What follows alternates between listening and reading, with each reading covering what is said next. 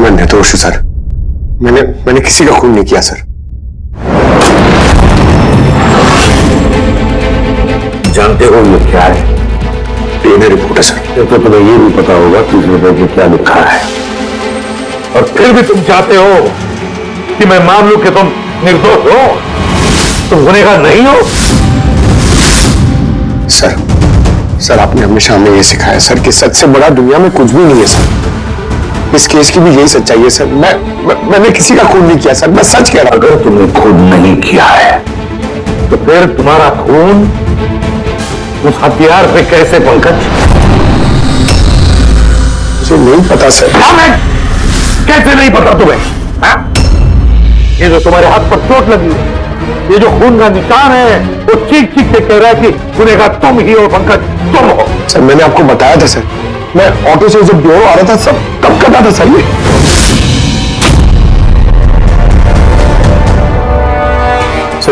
ये भी हो सकता है कि कोई पंकज को फंसाने की कोशिश कर रहा हो। पंकज, जिस आदमी ने तुम्हारा हाथ काटा था, शायद वही तुम्हारे खून का सैंपल लेके गया हो क्राइम सीन पे डालने के लिए। सर नहीं सर, सैंपल नहीं हो सकता उसके पास। उसने जैसे मेरा हाथ काटा था सर, तो वो चला गया था और खून तुरंत नहीं आया था सर, थोड़ा टाइम लगा था। उसके पास मेरा सैंपल नहीं हो सकता सर। अगर तुम्हारा खून किसी ने नहीं दिया तो फिर तुम्हारा खून क्राइम सीन पर सिर्फ एक ही तरीके से जा सकता है पंकज, और वो भी तब जब तुम वहां खून करने गए थे, तब।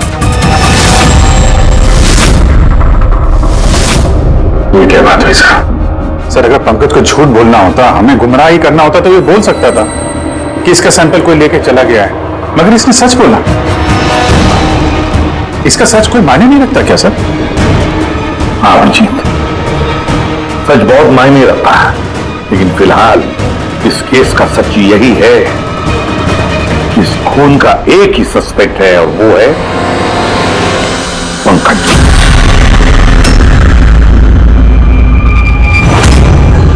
मैं तुम्हें सीआईडी से सस्पेंड कर रहा हूं।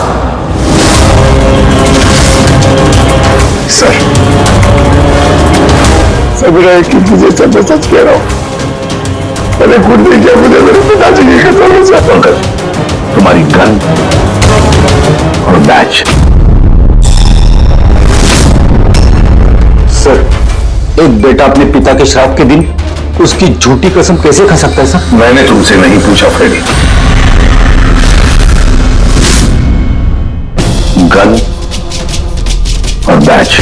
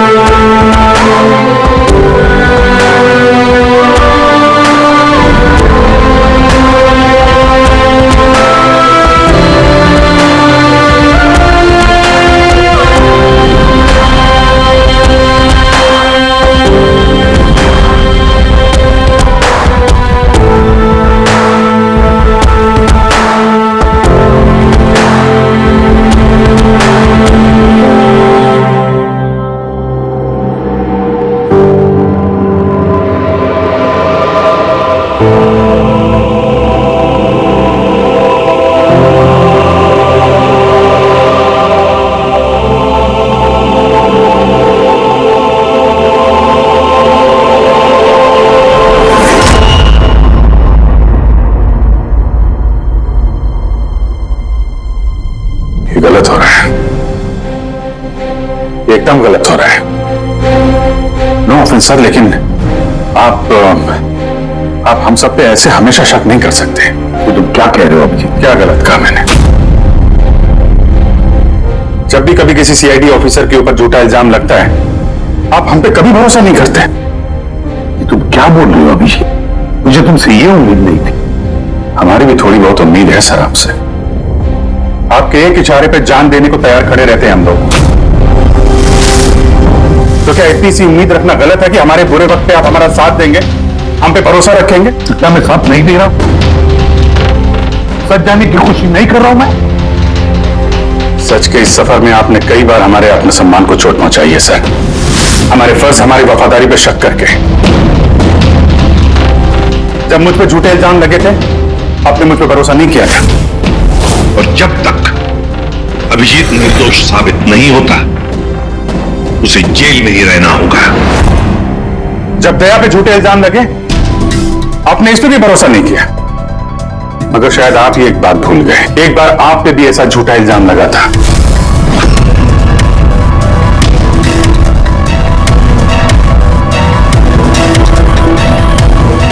उस वक्त हम में से किसी ने भी आप पे शक नहीं किया था, बल्कि एक मजबूत दीवार बनकर सामने डटे खड़े रहे थे ताकि आपके ऊपर आंच ना आ सके। तो क्या आप वो हमारी हिम्मत, वो ताकत नहीं बन सकते सर? अभिजीत, मुजरिम से भी ज्यादा खतरनाक होता है एक इमोशनल सीआईडी ऑफिसर। तुम इमोशनल बन गए हो अभिजीत। मैं तुम्हें इस केस से हटा रहा हूं।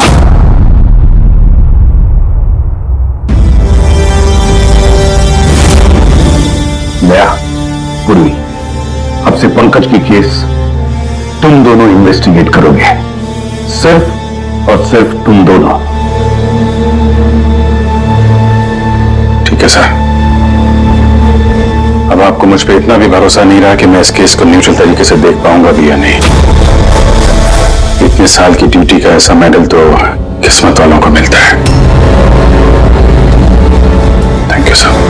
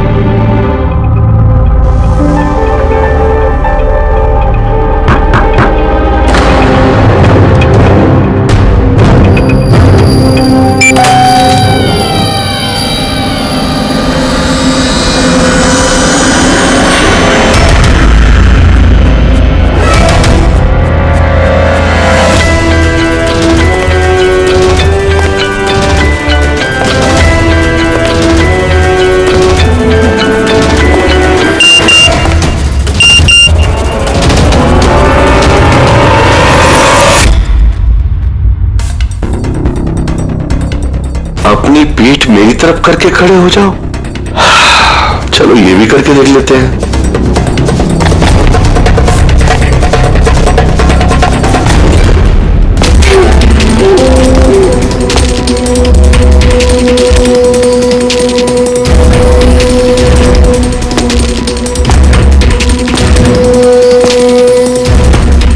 आप आ गए सर? मैं आप ही का इंतजार कर रहा था। आप देखिए वहां फाइल पड़ी है, उसमें पूरा फाइनेंशियल प्लान पड़ा हुआ है और मुझे पूरा यकीन है कि आपको बहुत पसंद आएगा।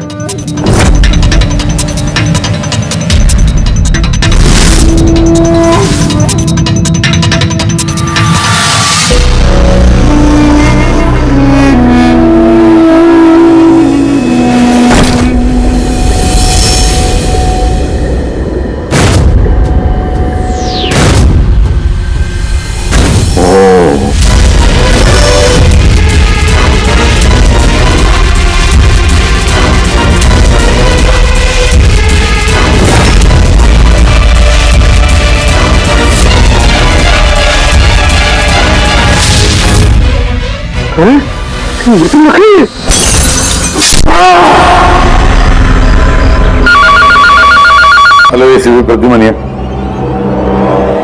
What? कब? अच्छा, ठीक है।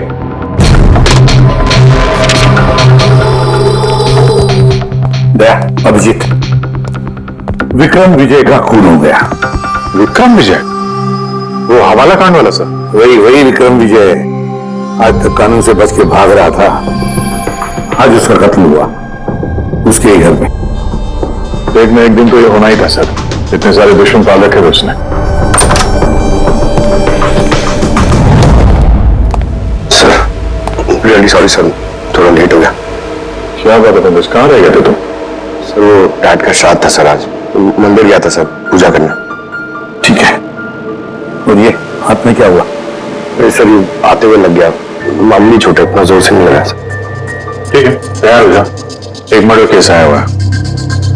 और ये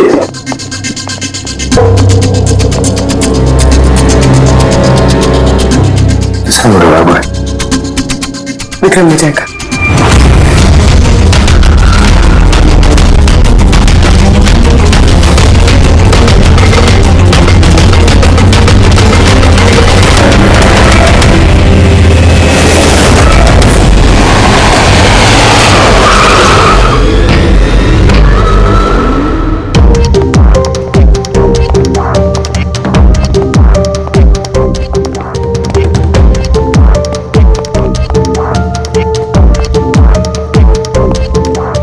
सीआईडी? जी हाँ सर, मैं गोपाल हूं, विक्रम सर का मैनेजर।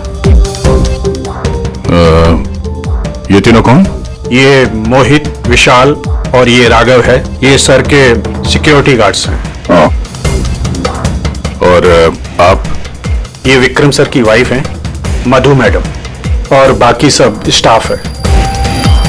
बॉडी कहाँ है? सर बॉडी अंदर है। गगन पे वार किया है, अब पेट और छाती पे क्यों मारा? उन्हें पक्का करना चाहता था कि किसी भी तरीके से ये बचने ना पाए।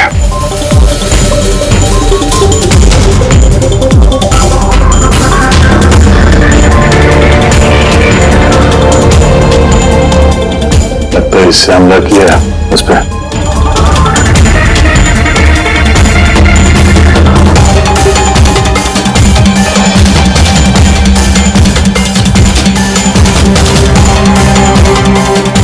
विक्रम के फोन पे आखिरी मैसेज किसी अननोन नंबर से आया।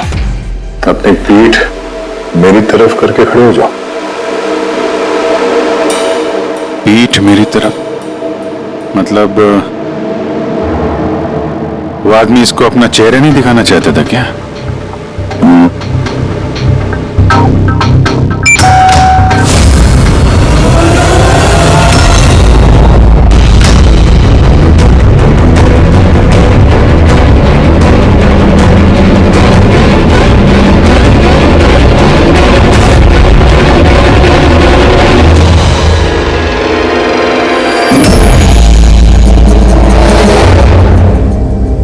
ये देखिए सर, फुलदान में से मुझे क्या मिला है?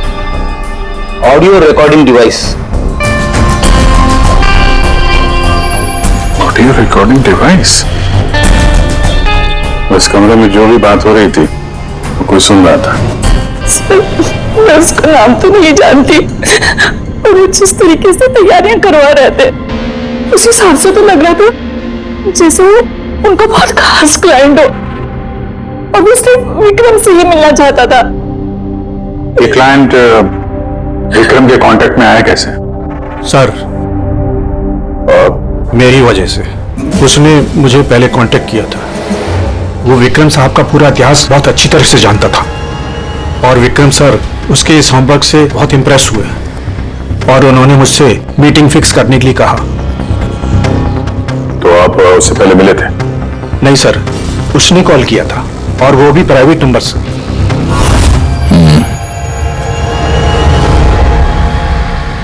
तो आप लोगों ने मीटिंग से पहले पूरी तैयारी कर ली थी?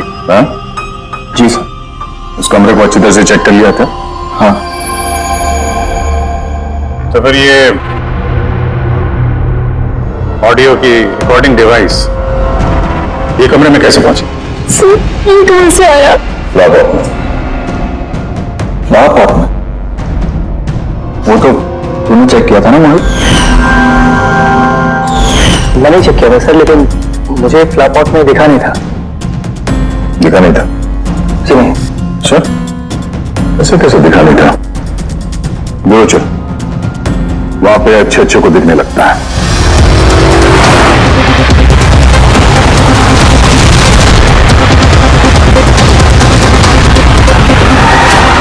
मोहित पे नजर रखना। गोली में चलाना। कैलाश सर, हाँ? कौन है ये? सीबीआई ऑफिसर है कैलाश जी। कैसे सर? भैया, क्या बात है सर, आपने अचानक रास्ता रोक लिया? अभिजीत, मुझे वो आदमी चाहिए जो तुम्हारी सीआईडी की गाड़ी में बैठा है। मोहित? वो हमारा मुजरिम है सर, हम उसे ब्यूरो ले जा रहे हैं इंटरोगेट करने के लिए। नहीं अभिजीत, वो मुजरिम नहीं है, एक सीबीआई अफसर है। क्या करें आप? ये मोहित सीबीआई ऑफिसर है? मगर सर ये तो वो गार्ड की नौकरी कर रहा था विक्रम के। दिखावा, सच को छिपाने के लिए। कैसा सच? मोहित एक अंडरकवर है और मेरे कहने पर वहां ड्यूटी कर रहा था, और मेरे कहने पे ही उसने विक्रम के वहां वो रिकॉर्डिंग डिवाइस लगाई थी। और इसीलिए कुछ भी बताने से मना कर रहा था ये। अंडरकवर है, मर जाएगा मगर प्रोटोकॉल नहीं तोड़ेगा। नहीं ठीक है सर, वो एक्चुअली थोड़ी बहुत पूछताछ करनी पड़ेगी, खून का मामला है। जस्ट जनरल बातचीत। और हमें वो ऑडियो रिकॉर्डिंग मिल सकती है सर? हम जानना चाहते हैं कि खूनी और विक्रम के बीच क्या बात हुई थी। आप आ गए सर? मैं आप ही का इंतजार कर रहा था। आप देखिए वहां फाइल पड़ी है, उसमें पूरा फाइनेंशियल प्लान पड़ा हुआ है और मुझे पूरा यकीन है कि आपको बहुत पसंद आएगा। ये नोट तो नकली है। तो ऐसा लगता है कि विक्रम विजय खूनी को जानता है, इसलिए खूनी ने उसे अपना चेहरा देखने ही नहीं दिया। और जैसे विक्रम को पता चला कि जो पैसे उसे दिए गए हैं वो नकली हैं, खूनी ने उसे मार दिया और बैग लेके चला गया। तो काम करते हैं, इस मोहित से अंडरकवर टॉप से पूछताछ करते हैं। सॉरी सर, ये केस अभी तक बंद नहीं हुआ है, इसलिए अगर मैं आप लोगों को कुछ भी और बताता हूं तो वो प्रोटोकॉल का उल्लंघन होगा, विच आई डोंट वांट। देखो मोहित, मैं तुम्हारे प्रोटोकॉल की इज्जत करता हूं, मगर कोई तो ऐसी चीज होगी ना जो तुम्हारे इन्वेस्टिगेशन के दौरान तुम्हें मिली हो, मगर तुम्हारे प्रोटोकॉल के दायरे में होने के बावजूद भी तुम हमें बता सकते हो। कुछ तो बताओ जिसके जरिए हम खूनी तक पहुंच सके। मैं आप लोगों को केवल इतना बता सकता हूं कि पिछले काफी सालों से सीबीआई इस विक्रम विजय के पीछे लगी हुई थी। आज से 15 साल पहले सन 2002 में सीबीआई ने एक अंडरकवर ऑफिसर को भी विक्रम विजय के पीछे लगाया था, कुछ खास सबूत इकट्ठा करने के लिए, लेकिन कुछ हासिल नहीं हुआ और अनफॉर्चुनेटली हमारे वो ऑफिसर मारे गए। एक मिनट, नाम क्या था इस ऑफिसर का? इंस्पेक्टर अधिराज।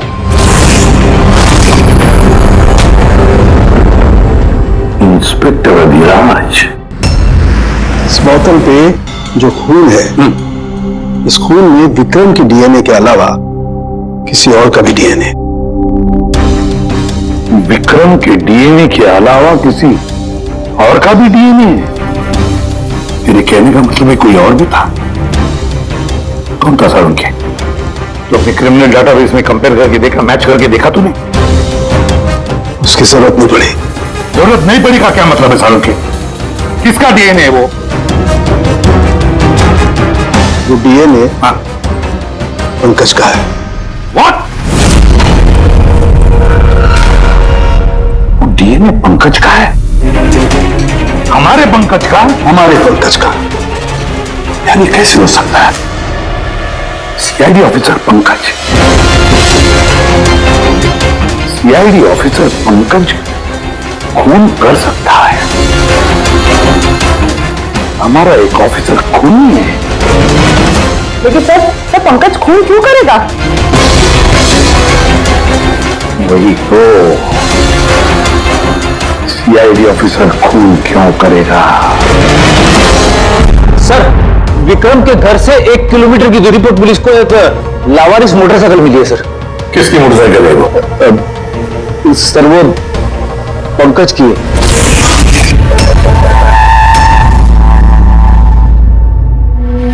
लगा मुझे। क्या मतलब? पंकज की बाइक पड़ी है वहां पे और आप लोगों को हैरानी नहीं हुई?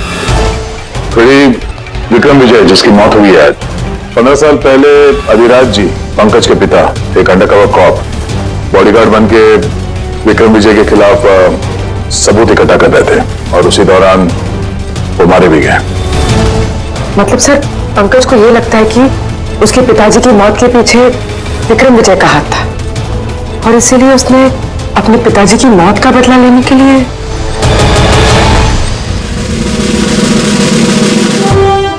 पंकज कहाँ है?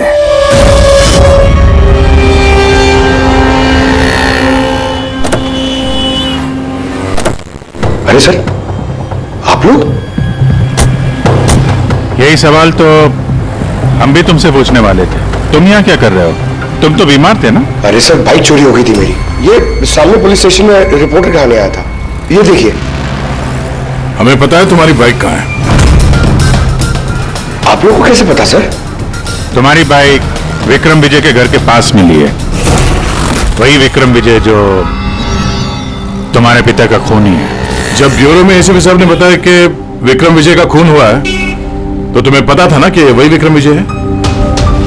हाँ सर। अरे तो ब्यूरो में क्यों नहीं बताया तुमने? तुम्हें बताना चाहिए था ना कि विक्रम विजय तुम्हारे पिता का खूनी है। सर डैड का श्राद्ध था सर, मंदिर से ब्यूरो आ रहा था, उनके बारे में सोच रहा था, ये न्यूज आ गई। एकदम हिल गया था सर, समझ में नहीं आ रहा था क्या करूं। और ये हाथ जो तुम्हारा कटा हुआ है एग्जैक्टली हुआ क्या था? सर ये तो जब मैं मंदिर से ऑटो पकड़ के आ रहा था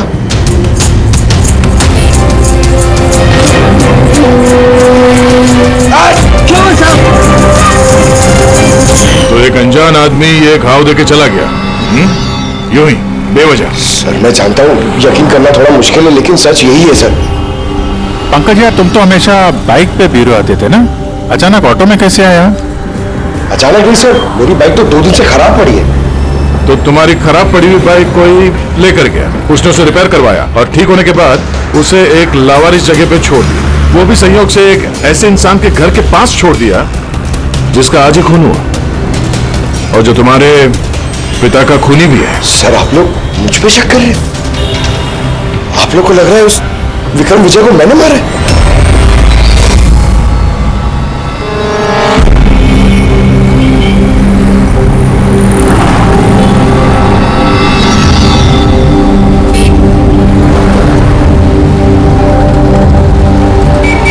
अगर ये पंकज अपने घर से विक्रम के घर पे गया होगा तो वो यहां इस जंक्शन से गुजरा होगा।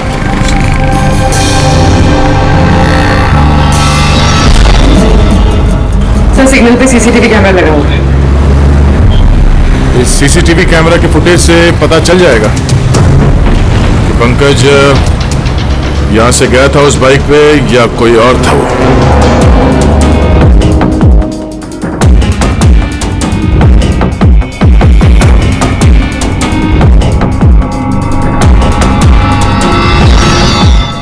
एक मिनट रिवाइंड करना, पॉज कर। सर ये देखिए, ये पंकज की तरह नहीं लग रहा है। बाइक का नंबर है XYA 4784। सर पंकज की बाइक का नंबर भी यही है। पंकज इतनी लापरवाही तो नहीं कर सकता कि एक जुर्म करने के लिए जाते वक्त सड़क पे एक और जुर्म करे, सिग्नल तोड़ने का। जरूर कोई है जो पंकज को फंसाना चाहता है और उसी ने सिग्नल भी तोड़ा ताकि हमारा जो शक है पंकज के ऊपर वो और मजबूत हो जाए। मगर सर पंकज को कौन फंसाना चाहेगा? शायद उसका कोई पुराना दुश्मन। सर मेरा ऐसा कोई पुराना दुश्मन नहीं है जो मुझे फंसाने के लिए ऐसी साजिश रचेगा। सर पंकज दिमाग पे जोर डालो, कोई तो होगा। नहीं सर, अगर तुम्हारा कोई दुश्मन नहीं है तो फिर ये खून तुमने ही किया है। तुमने अपने पिताजी की मौत का बदला लेने के लिए, और वो भी उनकी बरसी के दिन। सर मेरा बदला लेने की कोई मेंटालिटी नहीं है सर। मैं खूनी नहीं हूं सर, मैं एक CID ऑफिसर हूं। जहां तक पिताजी की बात है सर, मैंने तो उन्हें ठीक से देखा भी नहीं। सर मुझे तो ऐसा कुछ याद भी नहीं है जो उन्होंने हमारे साथ कोई अच्छा टाइम स्पेंड किया हो या हमारे साथ रहे हो। सर उन्हें तो फर्क भी नहीं पड़ता होगा कि उनका कोई बेटा है जिसे उनकी जरूरत भी है। सर मतलब तुम्हारे पिताजी के साथ तुम्हारे संबंध अच्छे नहीं थे? सर वो एक अंडरकवर कॉप थे सर। वो ज्यादातर अपने काम में बिजी रहते थे। घर गृहस्थी परिवार बच्चे इनसे उनका कोई लेना देना नहीं था सर। ये तो सब मेरी माँ ने पाला है सर। लेकिन फिर भी पंकज, तुम्हारी अपनी पिताजी के साथ कुछ ना कुछ तो यादें जुड़ी होंगी ना? कुछ भी? बस सर थोड़ा सा याद है मुझे सर। मुझे मेले में ले जाते थे सर वो, मगर मेले में ले जाने से पहले सर वो मुझे हॉस्पिटल ले जाते थे हमेशा। हॉस्पिटल में? वो क्यों? शायद बचपन में बहुत बीमार रहता था और वो हॉस्पिटल ले जाते थे और मुझे बहुत दर्द होता था सर।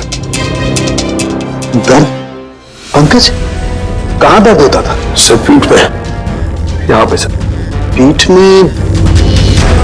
पंकज, डॉक्टर क्या करते थे पीठ में? नहीं सर ऐसा कुछ याद नहीं आ रहा सर।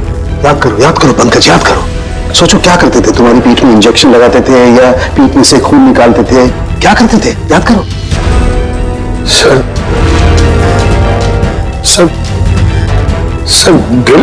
ड्रिल मशीन से कुछ करते थे सर हॉस्पिटल में।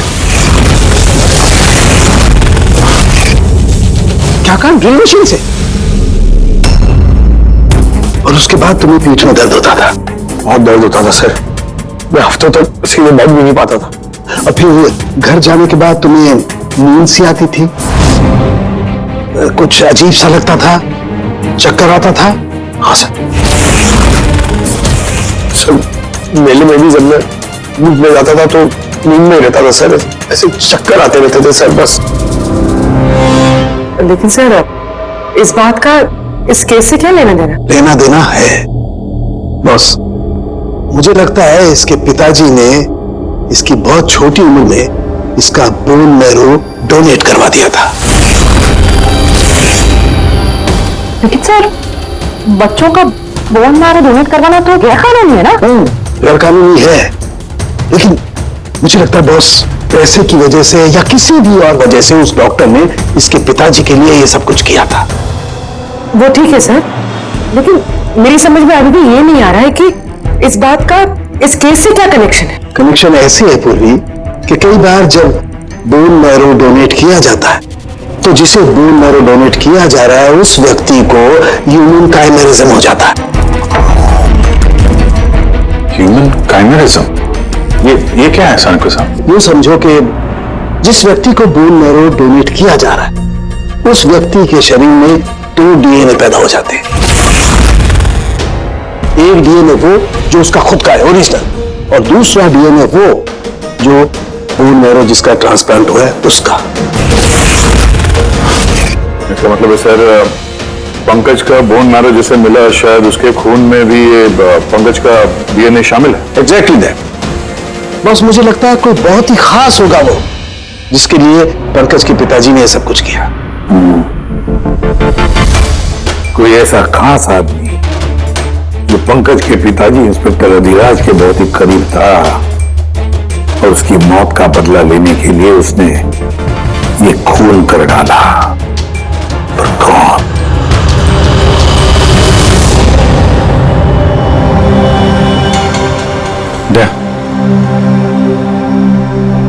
Hi sir. हेलो अभिजीत। हाय दया, कैसे हो? गुड।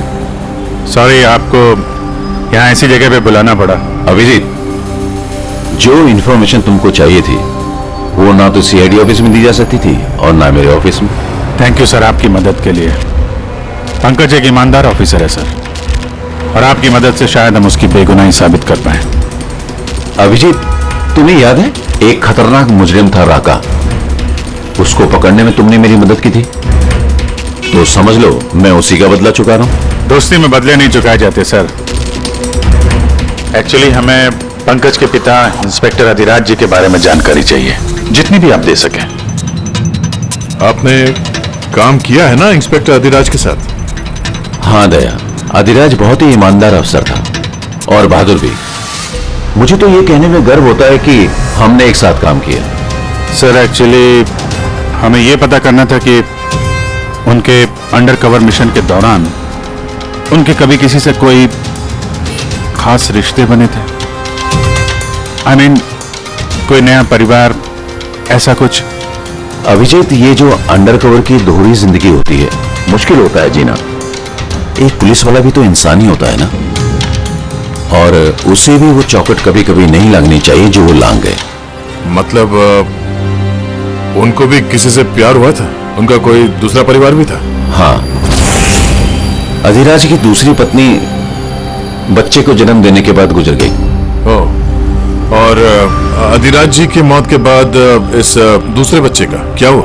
ये राज हमेशा राज ही बना रहा कि अधिराज ने उस दूसरे बच्चे को कहां रखा, कैसे पाला, और वो बच्चा कहां गया, कभी किसी को नहीं मिला।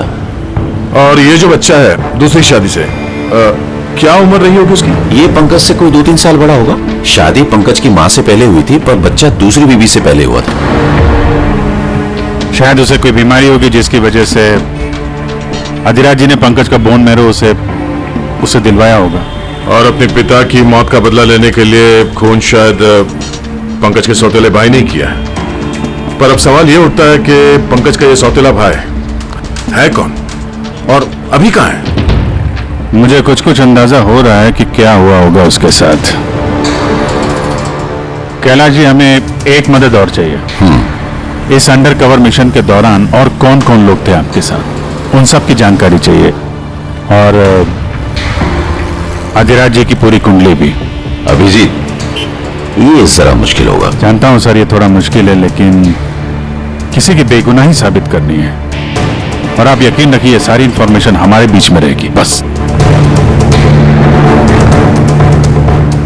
ओके। अरे यार, और कितना इंतजार करना पड़ेगा? ये लोग टाइम पे आते क्यों नहीं?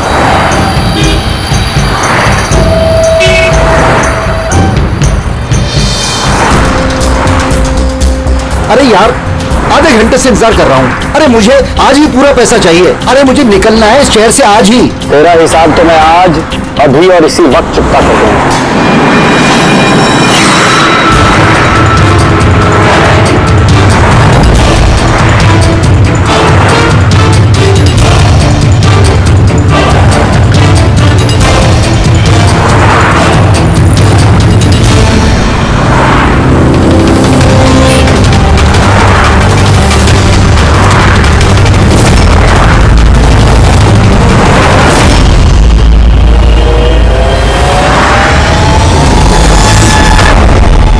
तेरा अकाउंट सीआईडी बंद करेगी। ये सर के सिक्योरिटी गार्ड्स हैं। नहीं अभिजीत, तो मुझे नहीं है, एक सीबीआई अफसर है।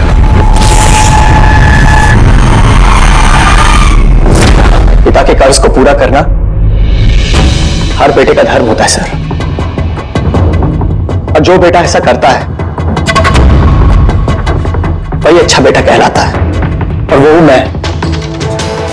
तुमने तो किया नहीं, मैंने लिया अपने पिता की मौत का बदला।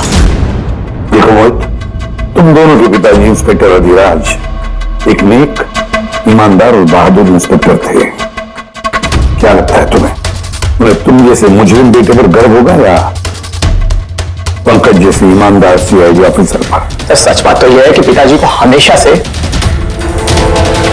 इस पंकज पर गर्व था, और प्यार भी वो इससे ही ज्यादा करते थे। मुझे तो उन्होंने अनाथ आश्रम में डाल दिया था सर, ताकि उनके दूसरे परिवार पे कोई आंच ना आ सके। वो ये बात बताती तो हमारे पास आई क्यों नहीं? मैं तो भाई हूं तुम्हारा यार, हम दोनों मिलकर पकड़ते विक्रम को, और कानून के रास्ते। नहीं चाहिए थी मुझे तुम्हारी मदद। हमारे पिताजी के कातिल को कैसे पकड़ना है और कैसे उससे बदला लेना है, ये सारी प्लानिंग मैंने कर रखी थी सर, बहुत सालों से। और यही कारण है कि मैं सीबीआई ऑफिसर बना, और ठीक हमारे पिताजी की तरह ही एक अंडरकवर ऑपरेशन पे गया विक्रम विजय के खिलाफ। लेकिन इस बार उसे सजा दिलवाने के लिए नहीं सर, बल्कि उसे खत्म करने के लिए। एक सीबीआई ऑफिसर होकर भी तुमने जुर्म किया। तुम जैसे लोगों की वजह से ही लोग कानून पर विश्वास करने से कतराते हैं। इस काम में केतन ने तुम्हारी मदद की थी ना? हाँ सर, केतन भी मेरे पिताजी के साथ काम करता था। वो भी एक अंडरकवर कॉप था। उसी ने मुझे सब कुछ बताया और उसके बताने से मुझे पता चला कि बचपन में मेरा एक ऑपरेशन भी हुआ था। और जब तुम्हें पता चला कि तुम्हारे खून में 2 डीएनए, एक तुम्हारा दूसरा मेरा, तो तुमने खून करके मुझे ही फंसा दिया। हाँ, और इसीलिए मैंने अपना खून बहाकर उस हथियार पे डाल दिया था और उसके बाद तुम्हारा हाथ काटा ताकि एक तीर से 2 निशाने लग जाए। मेरे दोनों दुश्मन, हमारे पिताजी का कातिल वो विक्रम विजय।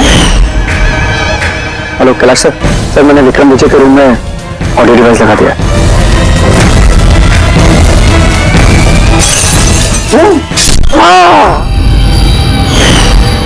और तुम मुझसे इतनी नफरत क्यों है तुम्हें भाई? क्यों ना करो तुमसे नफरत? आज तक सब कुछ तो तुम्हें मिला है। हमारे पिताजी का नाम, उनका प्यार, उनकी इज्जत, सब कुछ। और दुख की बात तो यह है कि ये सब कुछ मिलने के बाद भी तुम्हें इतना सा भी होश नहीं था कि हमारे पिताजी का कातिल है कौन। तब अगर आज मैं नहीं होता तो हम दोनों के पिताजी का कातिल आज भी जिंदा होता और खुला खून रहा होता। और तुम्हें क्या मिला हुआ है? जेल? और खून करके तुम्हारे पिताजी को क्या मिला मरने के बाद? शर्मिंदगी? सर एक बात पूछ सकता हूं आपसे? आप लोग मुझ तक पहुंचे कैसे? क्योंकि मैंने कोई कसर नहीं छोड़ी थी सारे सबूत पंकज के खिलाफ करने में। वही तुम जानते थे कि पंकज ऐसा कभी नहीं करेगा। और रही बात तुम तक पहुंचने की, जब हमें 2 डीएनए के बारे में पता चला तो हमने तुम्हारे पिताजी इंस्पेक्टर रघुराज का बैकग्राउंड चेक किया। उसमें हमें पता चला कि उनका और भी एक बेटा है, तुम। और फिर बस हमने उस बेटे की पूरी कुंडली निकाली, मतलब तुम्हारी। और फिर सारा मामला समझ में आ गया। बहुत गलत किया तुमने मोहित, बहुत गलत किया। कानून तुम्हें कड़ी से कड़ी सजा देगा, शायद उम्र कैद या फांसी।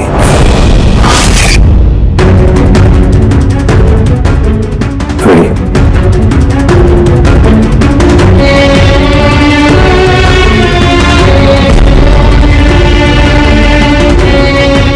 फ्रेडी सर,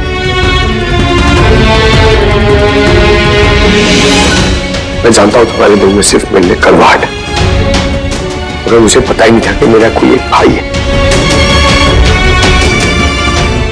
मुझे नहीं मालूम कि तुम्हारे साथ क्या होने वाला, मगर तुम एक बात हमेशा याद रखना, मैं तुम्हारा इंतजार कर रहा हूं। I'll wait for you.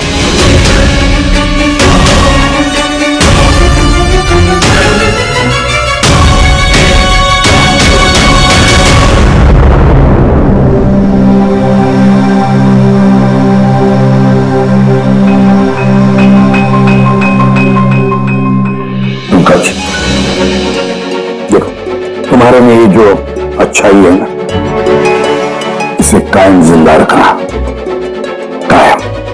Welcome back to CID. Thank you sir. Sir, I am sorry sir, आप सही कह रहे थे। इमोशनल होके मैं कुछ जरूरत से ज्यादा ही बोल गया सर, आई एम सॉरी। देखो अभिजीत, तुम सब लोग मेरे लिए ना सिर्फ सीआईडी ऑफिसर्स हो, बल्कि मेरा गुरु हो, मेरा आत्मविश्वास हो, मेरी ताकत हो। और एसीपी प्रद्युमन ने आज तक अपनी ताकत पर कभी शक नहीं किया और ना कभी करेगा। इम्तिहान की घड़ियां तो आती है और आती रहेंगी भी, मगर फर्ज की राह पर चलते वक्त अगर अपने बेटे पर भी गोली चलाना क्यों न पड़े, हाथ कांपने नहीं चाहिए।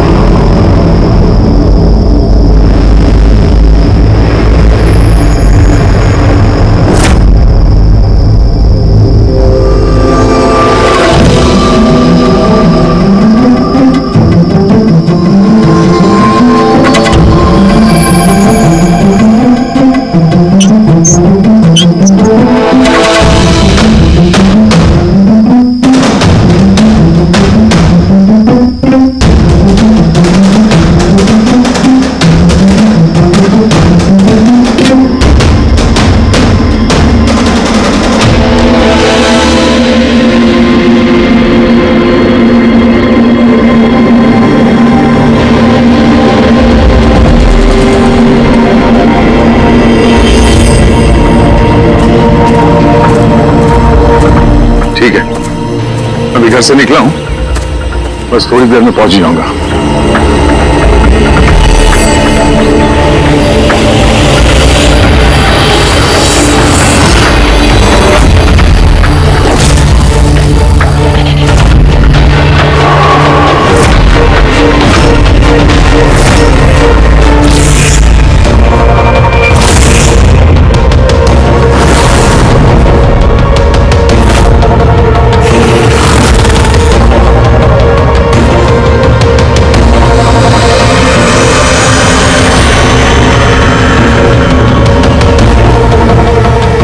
संजना प्रकाश को किसी ने मारा, 16 में छुपाया। हम तीनों के घरों में एक ही मैसेज है। तो समझ में नहीं आ रहा किसी ने मजाक किया है या फिर सचमुच कोई मदद मांग रहा है। नहीं यार, मजाक तो नहीं लग रहा है। सब मजाक में कोई इतना जोखिम क्यों उठाएगा? ऐसा लगता है कोई हमसे मदद मांगने की कोशिश कर रहा है। हाँ, वैसे ही होगा, वरना कोई हिम्मत क्यों करेगा हमारे तीनों के घरों में घुसकर ये सब लिखने की, और वो भी रात को। सर, इस मैसेज से एक बात तो साफ है कि किसी ने इस संजना प्रकाश का खून किया है, लेकिन ये 16 का क्या चक्कर है? सर, शहर में न जाने कितनी संजना प्रकाश होंगे। पता नहीं किसकी बात कर रहा था वो। है कौन ये? क्या चक्कर है? ये टायर का निशान लगता है। पहले तो नहीं था, बाइक का तो नहीं लगता। बाइक का नहीं तो फिर साइकिल का होगा। आजकल साइकिल के भी टायर काफी चौड़े आते हैं। कहीं ऐसा तो नहीं कि अंदर दीवार पे जिसने वो मैसेज लिखा कि उसी का है? कोई साइकिल पे आता है, हमारे घरों में घुसता है और मैसेज लिख के जाता है। पता लगाना पड़ेगा ये साइकिल वाला है कौन।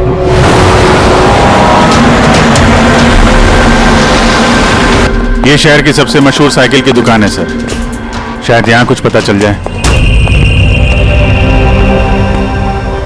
आइए सर, क्या चाहिए?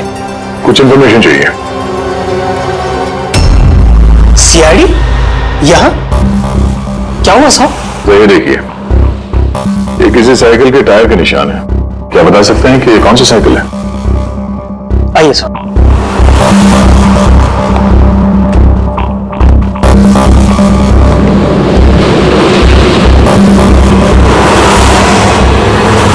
ये रही वो साइकिल, JBR-X 100। JBR-X 100।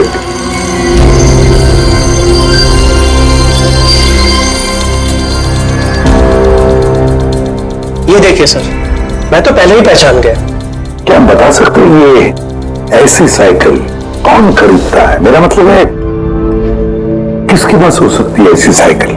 ये बता पाना तो नामुमकिन है सर, क्योंकि JBR की ये साइकिल इस वक्त काफी फैशन में है।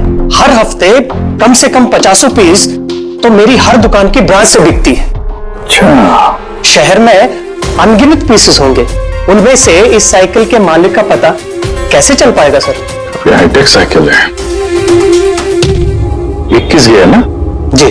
शॉक ऑब्जर्वर, लेटेस्ट डिजाइन, कीमत भी अच्छी खासी होगी इसकी तो। कीमत 30,000 रुपए से शुरू है। मतलब ये जो कोई भी है वो अच्छे खासे, मतलब अमीर घर का ही होगा। चलो देखते हैं। Thank you very much.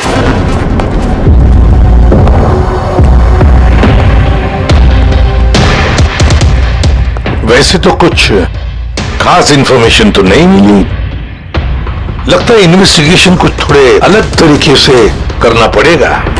Sanjana और 16। संजना तो समझ में आ रहा है, पर ये 16 क्या है?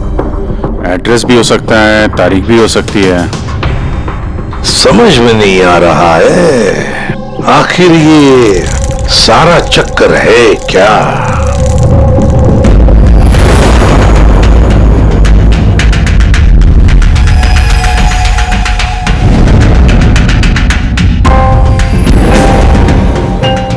सर, जिस तरह से ये मैसेज लिखा है, ये 16 कोई तारीख तो नहीं है। ये 100% कोई ऐसी चीज या जगह है जहां लाश छुपाई जा सके। तो मिली ऐसी कोई चीज, कोई जगह? हाँ सर। सर, एक अजीब बात पता चली है। अजीब? हाँ सर, एक पेड़ है जिसे आदिवासी भाषा में 16 कहते हैं। पेड़? तुम्हारा मतलब है झाड़, ट्री? हाँ सर। मतलब पेड़ के अंदर लाश है? सर, इंटरेस्टिंग बात यह है कि ये पेड़ दुर्लभ प्रजाति का है, लेकिन महाराष्ट्र और आसपास के जंगलों में ये पेड़ काफी मात्रा में पाए जाते हैं। तो फिर इन पेड़ों में लाश ढूंढने की तैयारी करनी पड़ेगी हमें। साहब, हाँ सर सारे डेटाबेस चेक किए हैं। पूरे प्रदेश में 53 संजना प्रकाश हैं। उनमें से 13 ग्रेटर मुंबई इलाके में और 8 शहर में है। एक काम कर दे अभिजीत, ये जितने भी संजना प्रकाश है ना, सबकी डिटेल्स निकालो। हो सकता है उनमें से किसी एक संजना प्रकाश की मिसिंग पर्सन में रिपोर्ट दर्ज की गई हो किसी पुलिस स्टेशन में। यस। ये दुर्लभ पेड़ है। इतने सारे जंगल है इसके। सर, इसके तो कई 100 पेड़ है। और सर, सिर्फ जंगलों में नहीं, लोगों के फार्म हाउसेस वगैरह में भी तो होंगे।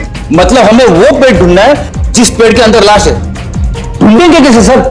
ये तो मुश्किल ही नहीं, नामुमकिन है। आखिरी सही कह रहे हो, वाकई नामुमकिन है ना? इतने सारे पेड़ों में किसी एक लाश को ढूंढना वाकई नामुमकिन है। एक काम करते हैं कि इसको छोड़ देते हैं। हाँ, और क्या, इतने सारे लोग मरते, उसमें एक लड़की का खून हुआ, और क्या।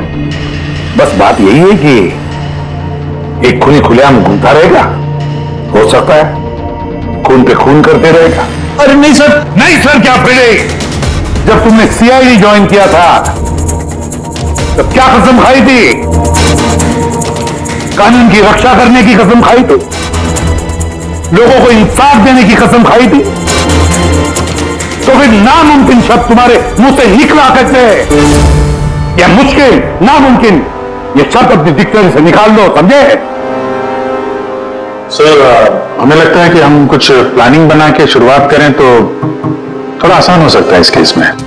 हाँ सर, ये 16 पेड़ जिस एरिया में है वहां तलाशी लेते हैं। सबसे पहले वो एरिया में जो शहर में आते हैं। एक काम करते हैं, फॉरेस्ट डिपार्टमेंट की भी मदद लेते हैं।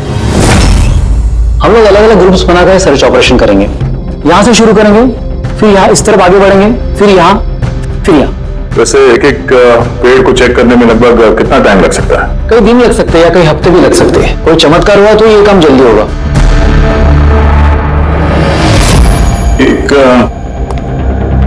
एक बात बताइए, 16 का पेड़ है, ये आमतौर पे ऐसे ही खोखला होता है क्या? नहीं, सारे पेड़ ऐसा नहीं होते। तभी कुछ कुछ पेड़ अंदर से खोखले हो जाते हैं। वो कैसे? इन पेड़ों को एक खास बीमारी हो जाती है। एक खास किस्म के बैक्टीरिया का हमला इस पे होता है और पूरा का पूरा पेड़ खोखला हो जाता है। मतलब जिस पेड़ में लाश छुपाई गई होगी वो खोखला होगा। सुनो, थोड़ा काम आसान हो गया। हमें वो पेड़ ढूंढने हैं जो खोखले हैं।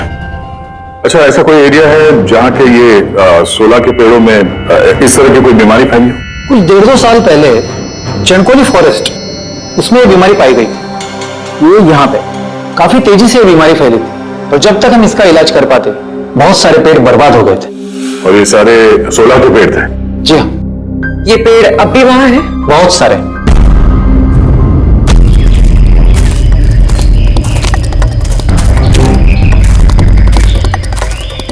सर यही वो जगह है। यहाँ से हम लोग अलग अलग ग्रुप में डिवाइड हो जाएंगे और फिर सर्च करेंगे।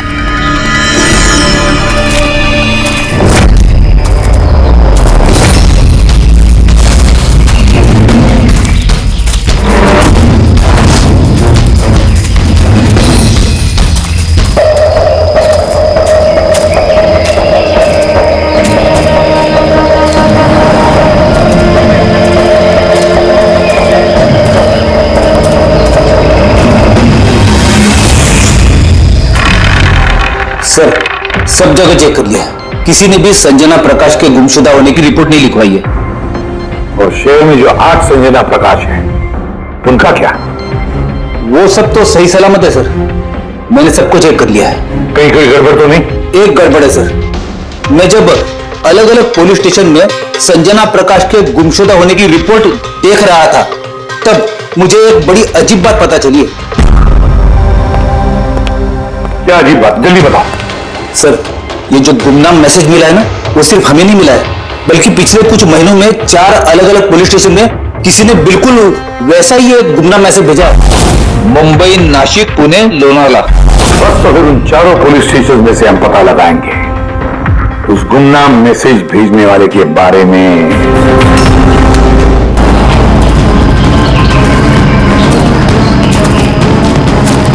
अंधेरा होने वाला है, मेरे ख्याल से अभी हमें वापस चलना चाहिए।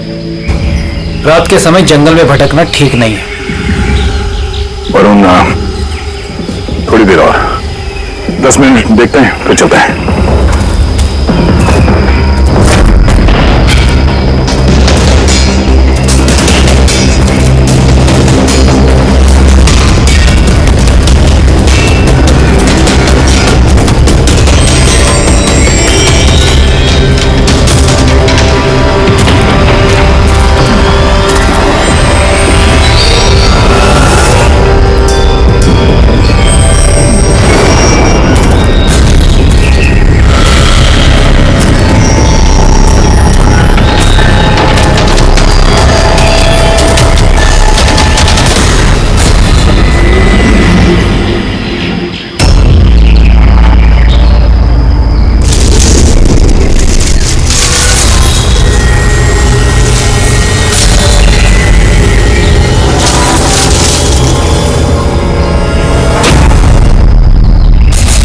लगता है यहाँ पे कुछ है। ये पत्ते निकालो, साफ करो इसे, जल्दी साफ करो।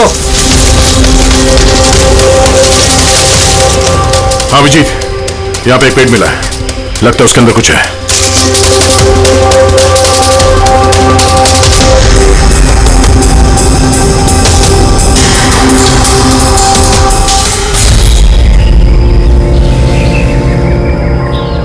ये कंकाल किसी लड़की का है, कहीं संजना का तो नहीं?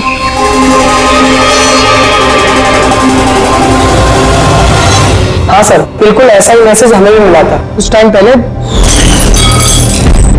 देखो जरा कौन है?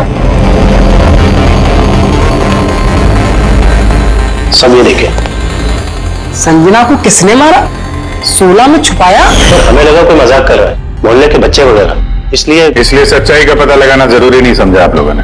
कैसे पता लगाते सर? ना कोई लीड थी, ना कोई संजना नाम की लड़की की मिसिंग रिपोर्ट, ना कोई लावारिश लाश, तो फिर सर लीड तो नहीं, पर मैंने अपने लेवल पे इन्वेस्टिगेट जरूर किया था, पर ना ही मैसेज भेजने वाले का कोई पता मिला और ना ही खून या अपहरण हुआ हो, लिहाजा मुझे इसे मजाक मानकर छोड़ देना पड़ा।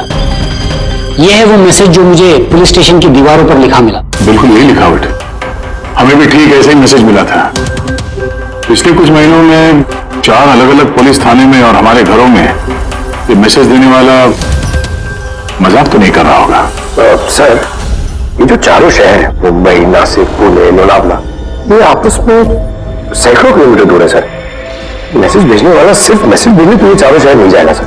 मुझे ऐसा लगता है कि उसका इन चारों शहर से कोई कनेक्शन है। सर, उस लड़की का खून चाकू मार के किया था और कंकाल के बोन डेंसिटी से यह पता चलता है कि मरते वक्त उस लड़की की उम्र करीब 20 साल के आसपास रही होगी।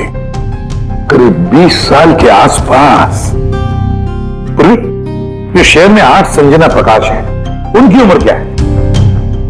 सर पहली की उम्र है 67, 43, 52, 21, 33, 39, 23 और 29। 21 साल और 30 साल। ये 21 साल वाली और 30 साल वाली जो संजना प्रकाश हैं, उनके बारे में फिर से पता करो। एक बात समझ में नहीं आ रहा है संजना जी, ये आपके आधार कार्ड और लाइसेंस में जो डेट है, ये तो अभी हाल में ही बना है कार्ड तो। एक्चुअली सर यू नो मैं बचपन से ही अब्रॉड रहती थी, तो मेरे पास सारे आईडी प्रूफ्स वहीं के थे और अब तो मैं इंडिया आई हूँ, तो मुझे यहाँ के प्रूफ भी चाहिए। सो यहाँ सब प्रूफ बनवा लिए।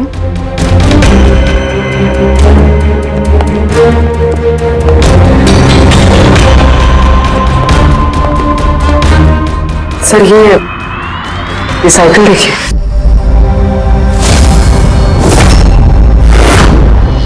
ये कौन है? ये विक्की है, मेरा बेटा, संजना का छोटा भाई। विक्की देख नहीं रहा, कहाँ है विक्की? मैं लेकर आती हूँ सर। सर आप लोगों से एक रिक्वेस्ट है, विक्की से थोड़ा कम सवाल जवाब कीजिएगा। क्या है ना, वो अजनबी लोगों से डर जाता है, उसे ऑटिज्म है।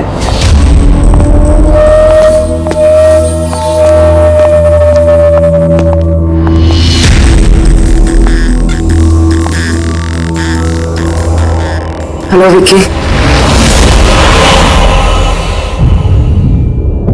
वो क्या है कि ये अनजान लोगों से, अनजान जगहों से काफी घबरा जाता है।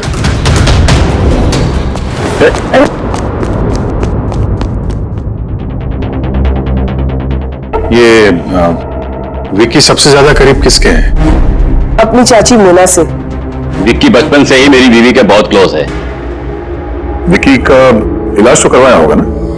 इलाज तो करवाया है, लेकिन और स्पेशल स्कूल में भी ट्राई किया, लेकिन कोई फर्क नहीं पड़ा।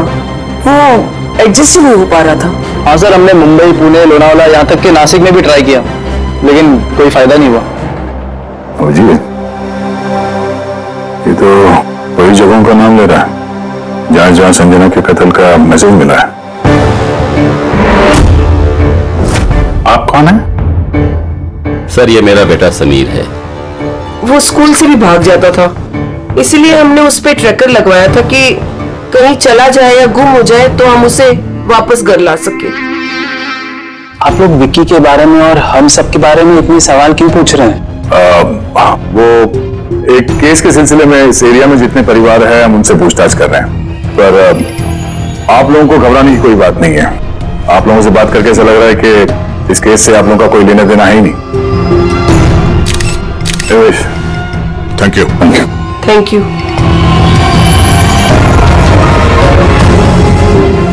चलो यहाँ से। संजना कुछ ठीक नहीं लग रही, पता करना पड़ेगा। सर ये 8 प्रोग्रेशन सॉफ्टवेयर है, इसकी मदद से हम ये पता लगा सकते हैं कि ये 5 साल की बच्ची 22-23 साल में कैसे दिखेगी। सर ये देखिए।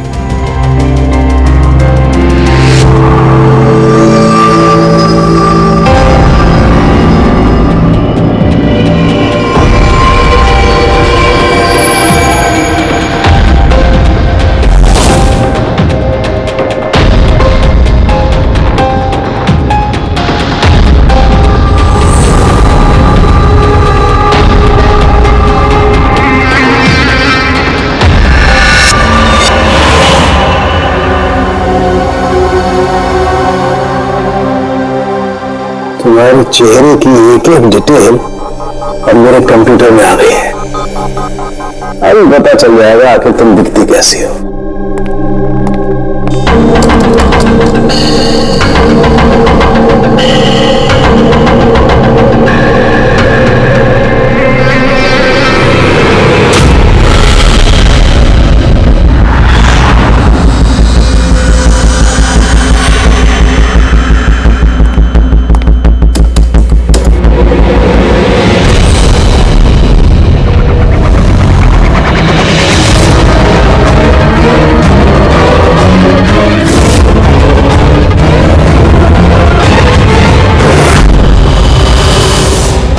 कोई और है सर?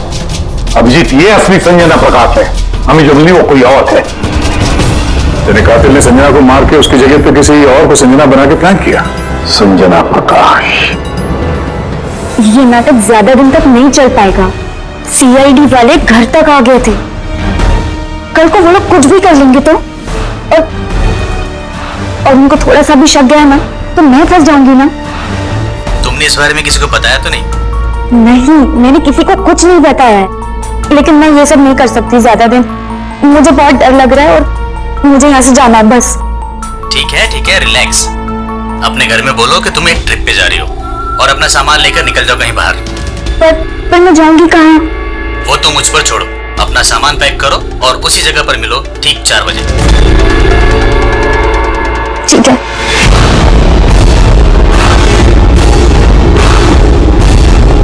संजना कहाँ है? सर।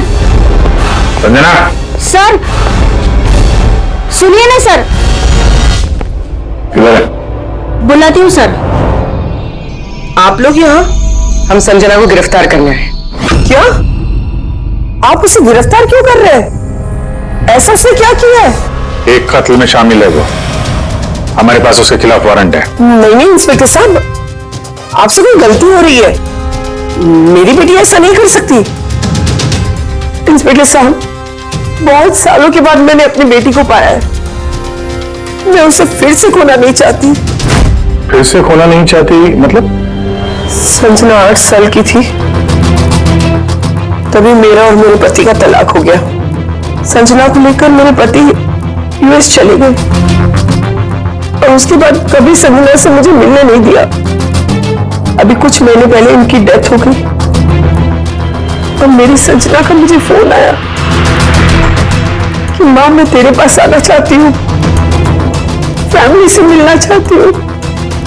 बहुत मुश्किल से मुझे मेरी बेटी संजना मिली। उसे गिरफ्तार मत कीजिए। आई एम सॉरी, लेकिन संजना को तो आप पहले ही खो चुकी हैं। संजना का खून हो गया है और जो लड़की यहाँ पे आपकी बेटी बन के रह रही है वो एक बहरूपिया है। संजना होने का ढोंग कर रही है वो।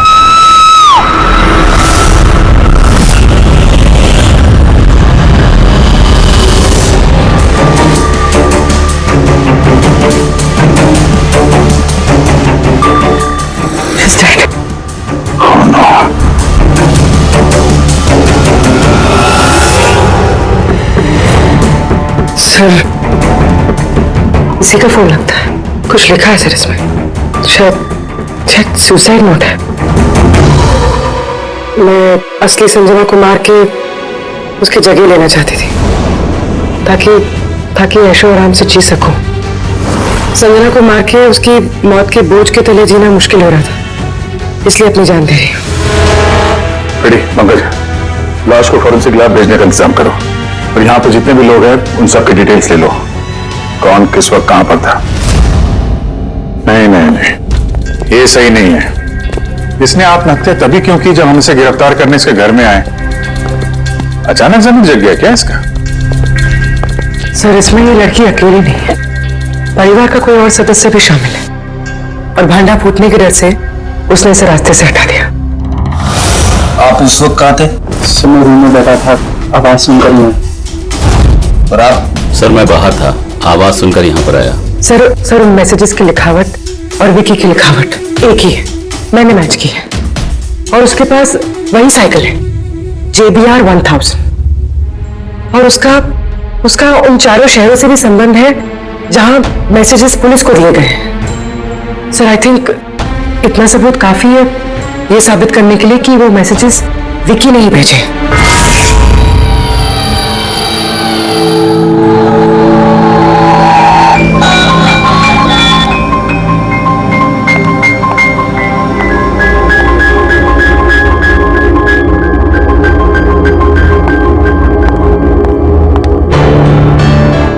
डरो मत बेटा, देखो कौन है, तुम्हारे दोस्त है बेटा, तुमसे बात करना चाहते हैं, मैं हूं ना तुम्हारे पास। डरो मत बेटा। विक्की, आपकी मम्मी ने बताया कि आपको प्लेन बहुत पसंद है, हैं? अरे वाह, आपके पास तो बहुत सारे मॉडल्स हैं। आप मुझे दिखाएंगे प्लीज? प्लीज प्लीज मुझे दिखाओ ना प्लीज। दिखाओ दिखाओ बेटा, दिखाओ दिखाओ। अरे इसके पहले मैं आपको कुछ दिखाता हूं, आपके लिए गिफ्ट लाया हूं, देखिए, ये बहुत अच्छा है, आपको पसंद आएगा, देखिए।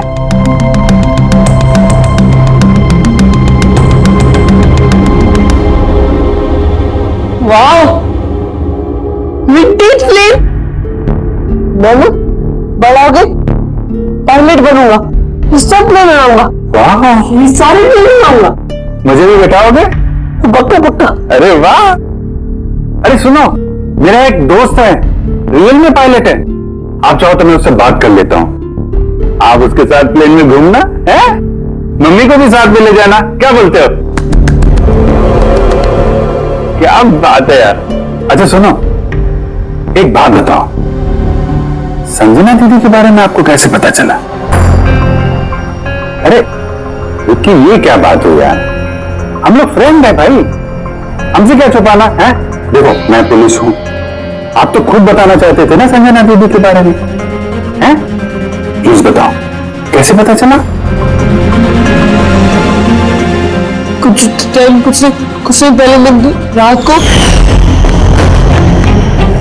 किसी को जरा सा भी शक नहीं हुआ कि मैं असली संजना नकली संजना हूँ।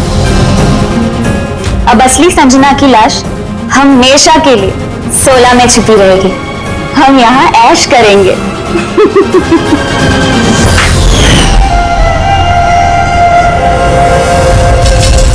हमारा अंदाजा सही था, इस नकली संजना के साथ कोई और भी मिला हुआ था और शायद उसी ने इसका खून भी किया। हाँ बोलिए।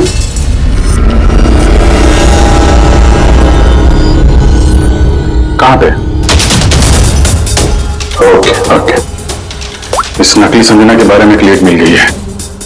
इसके फोन में एक सीक्रेट बैंक अकाउंट मिला है, इसमें इसका असली नाम है नैना, और इसी अकाउंट से ये हर महीने किसी को पैसे भेजा करती थी नागपुर में। नैना हमारी बेटी है सर, पेशे से एक एक्ट्रेस है, लेकिन एक असाइनमेंट के सिलसिले में वो मुंबई में रह रही है। लेकिन आप ऐसा क्यों पूछ रहे हैं? क्या हुआ है उसे? वो ठीक तो है ना? जी नहीं, ठीक नहीं है। नैना की मौत हो गई है। क्या? नहीं, वो नहीं मर सकती है।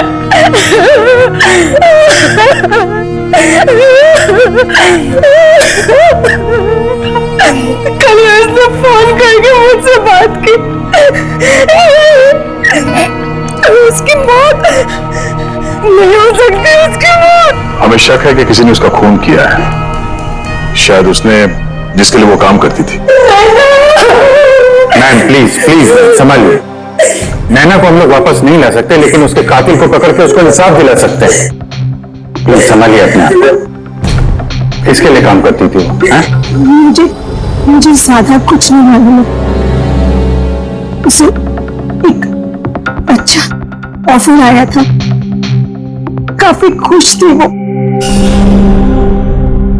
बोली माँ बहुत अच्छा रोल है,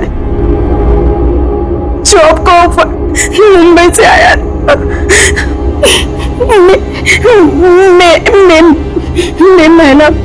मे महीना।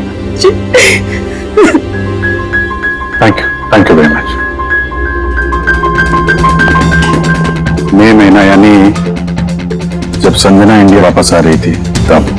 संजना के नाम पे 50 करोड़ का ट्रस्ट था, जिसमें से 60% पिछले कुछ महीनों में और बाकी के बचे हुए पैसे पिछले हफ्तों में एक विदेशी अकाउंट में ट्रांसफर किया गया है, जिसको हम ट्रेस नहीं कर सकते। यानी किसी ने नैना को अपने काम के लिए इस्तेमाल किया और काम खत्म होते ही रास्ते से हटा दिया। और कौन? ये राज तो नैना के साथ ही खत्म हो गया। शायद नहीं, मेरे पास एक प्लान है। संजना का खून हुआ है, ये सच तो नैना ने कबूल कर ही लिया था, लेकिन उसका कातिल अभी भी खुला घूम रहा है, और वो कातिल किसी घर का कोई सदस्य है। लेकिन ज्यादा देर तक बचेगा नहीं, क्योंकि उसको पकड़ने के लिए हमारे पास एक प्लान है, और विकी की मदद से हमारा ये प्लान पूरा हो सकता है। विकी ने हमें इस कत्ल के बारे में बताया था, यानी कातिल के बारे में उसे जरूर कुछ मालूम है, पर वो बता नहीं पा रहा है। अगर कोई बच्चा बुरी, डरावनी या खतरनाक चीज देख लेता है तो शॉक या स्ट्रेस से बचने के लिए उनका दिमाग उस बात को एक कोने में ब्लॉक कर देता है। उन्हें वो बात याद तो होती है, लेकिन पूरी तरह से नहीं। विकी के साथ भी ऐसा ही हुआ, इसलिए वो हम तक वो मैसेज पहुंचा तो पाया, लेकिन और डिटेल्स नहीं दे पाया। इसीलिए हमने दिल्ली से एक ऑटिज्म स्पेशलिस्ट को बुलाया है, जो एक यंत्र और एक खास तकनीक ब्रेन पैटर्न रीडिंग के जरिए ऐसे बच्चों के दिमाग में जो चीज छुपी होती है उसको पढ़ लेती है। हम उसके सर पे एक खास डिवाइस पहनाएंगे और बाद में उसे अलग अलग हर किसी की तस्वीरें दिखाएंगे। पहचान, याददाश्त और ऐसी सारी जानकारियां दिमाग के अलग अलग कोने में स्टोर होती है, और तस्वीरें देखने के बाद उस डिवाइस में एक लाइट जलेगी, और जिस तस्वीर को देखने के बाद दिमाग के अलग अलग हिस्सों में लाइट जली या फिर EEG यानी इलेक्ट्रोएन्सेफेलोग्राम ऊपर नीचे हुआ, तो उससे पता चल जाएगा कि यही वो कातिल है जिसको विकी ने देखा था। मोना चाची, विकी बाबा अपने कमरे में नहीं है। क्या? विकी बाबा अपने कमरे में नहीं है। कहाँ गया? पता नहीं क्या हो गया उसे। कुछ भी करके उसे ढूंढ के लाई है, कुछ भी कीजिए आप। वो स्कूल से भी भाग जाता था, इसीलिए हमने उस पे ट्रैकर लगवाया था। अगर ट्रैकर लगाया तो उसे ट्रैक कर सकते हैं ना हम लोग। हाँ, एक मिनट।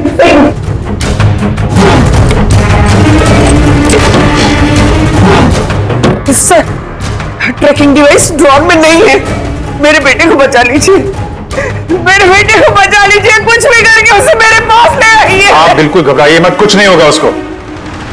सर, जो कोई भी कातिल है, ये ट्रैकिंग डिवाइस उसी के पास होगा।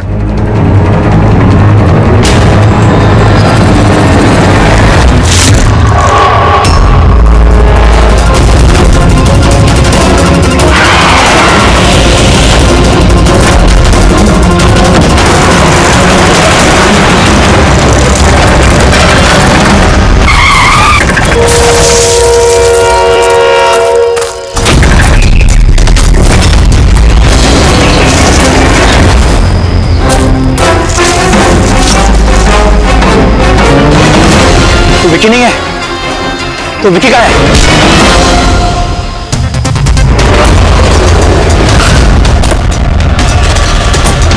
विकी सही सलामत है।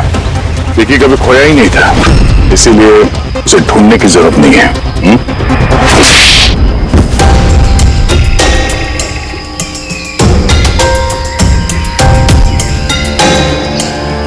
तू तो चूजा है मोहरा, असली खिलाड़ी कौन है ये बता। ये कातिल तक पहुंचने की हमारी चाल थी जो कामयाब रही। तो वो सब यही एक तरीका है कातिल तक पहुंचने का। पहले विकी के जरिए उस तक पहुंचने की बात करें और फिर विकी के गायब होने की खबर देंगे। कातिल डरा हुआ होगा, इसलिए ट्रैकिंग डिवाइस की मदद लेके वो विकी को ढूंढने की कोशिश करेगा, लेकिन वो विकी नहीं होगा, हमारा कोई आदमी होगा। ठीक है? ठीक है। इस प्लान की मदद से हमें कातिल तो मिल गया, लेकिन वो तो सिर्फ एक मोहरा था। असली मास्टरमाइंड कोई और ही है, और वो यही है, इसी कमरे में।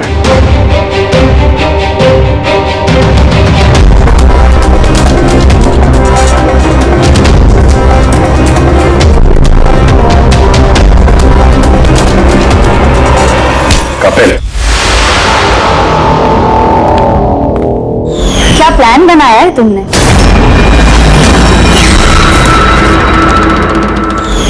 तूने अपनी चचेरी बहन को मार डाला? प्लीज, मैं तुझे जिंदा नहीं छोड़ूंगी। छोड़िए सर, इसे फांसी की सजा देना, इसको जिंदा नहीं छोड़ना। मेरी बेटी को मार डाला। तो कपिल क्या किया? मैंने ये सब किया।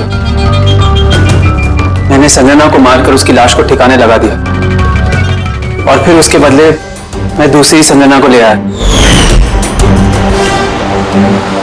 I am so excited. कितने सालों के बाद सबसे मिलूंगी, मॉम से, बाकी सबसे। सब लोग कितना खुश होंगे ना। इसीलिए तो मैंने किसी को बताया नहीं। सबको अच्छा सा सरप्राइज देंगे। क्यों? हाँ, मजा आएगा। गाड़ी क्यों रोक दी? साहब, लगता है गाड़ी खराब हो गई, मैं देखता हूं।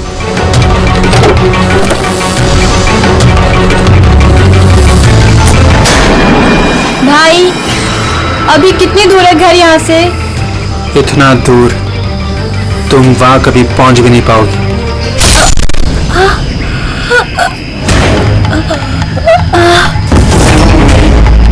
उसके बाद हमने संजना की लाश को सोला के पेड़ में छुपा दिया। फिर नैना जो एक एक्ट्रेस है, उसे मैं संजना के बदले इस घर में ले आया ताकि संजना के नाम पर जो लाखों का ट्रस्ट है वो हमें मिल जाए। और पैसे ही नहीं, बल्कि संजना के आने से पहले जो एस्टेट था वो हमारे नाम पर था। लेकिन जैसे ही संजना आई, हमारा हिस्सा कम हो गया। इसीलिए सर मैंने प्लान बनाया। सर सब कुछ ठीक चला था, लेकिन जैसे ही आप लोग आए, नैना घबरा गई। मुझे लगा कि कहीं वो कुछ गड़बड़ ना कर दे, इसलिए मैंने नैना को भी मार दिया।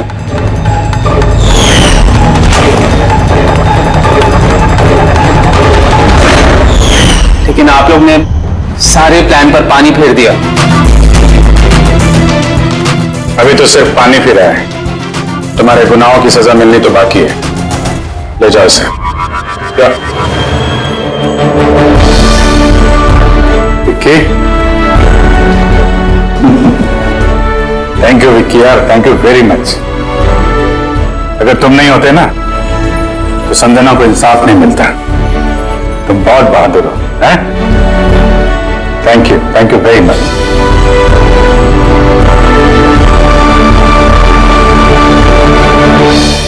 इस तरह के और भी एपिसोड देखने के लिए हमारे चैनल को सब्सक्राइब करें और बेल आइकन दबाना ना भूलें।